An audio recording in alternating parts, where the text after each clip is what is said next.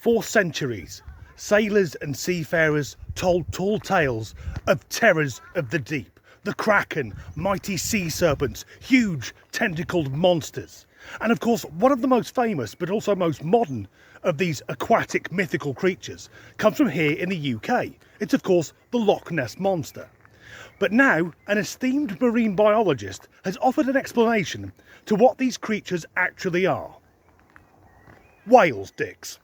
I think most people see the natural world as savage, but also noble and beautiful.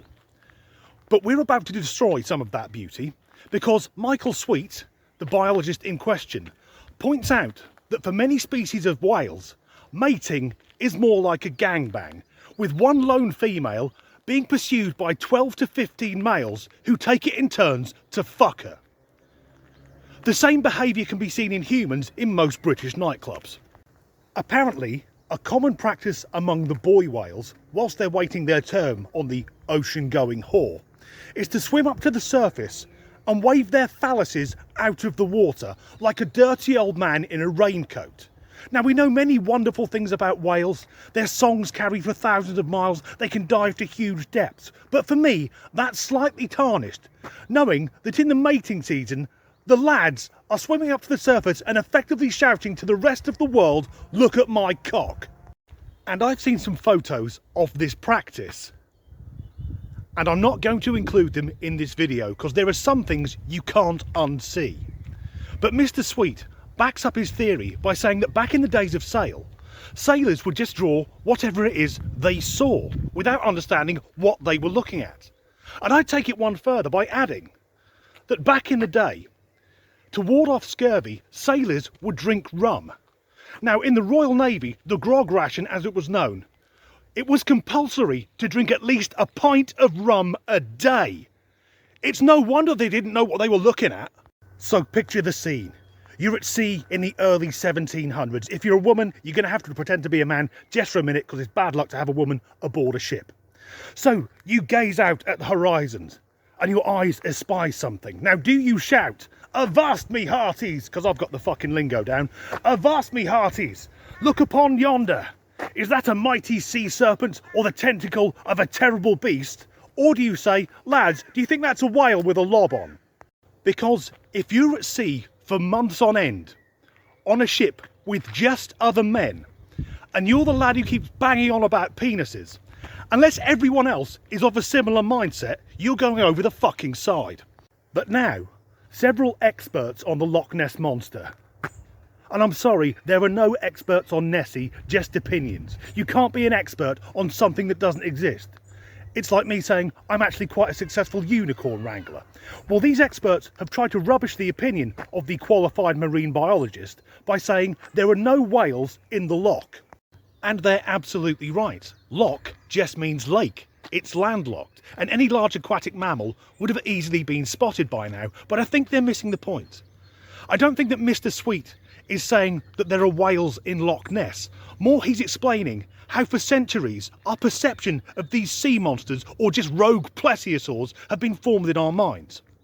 But the experts, and I use that word extremely lightly, weren't done. They doubled down, saying that the biologist is an ignorant buffoon. Didn't he know that the most famous picture of the Loch Ness Monster was debunked over 30 years ago? They are of course referring to this, commonly known as the surgeon's photo. It was first published in 1934 and was only revealed to be fake 60 years later by one of the men responsible for the hoax. However, it was revealed as a hoax in 1994. That's 28 years ago, not over 30. The experts' credentials are looking a bit fucking shaky. The first alleged sighting of the monster was in 1933 and it generated some interest in the press. So when the surgeon's photo was published the following year, tourism in the area exploded, and ever since then thousands of people visit Loch Ness every year.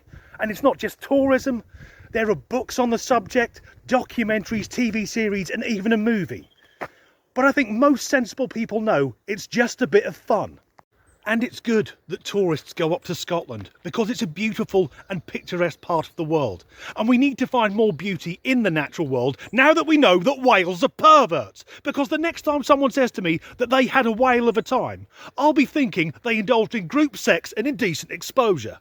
And one of my favourite books of all time is Moby Dick. But that title has just taken on a completely different meaning. And at the end of the novel, where the whale is smashing the whaling boats with its tail, well, I guess the sailors should be grateful they didn't meet their end being beaten to death with a 7-foot cock. We've all learned something today, whether we wanted to or not. As ever, thanks for watching.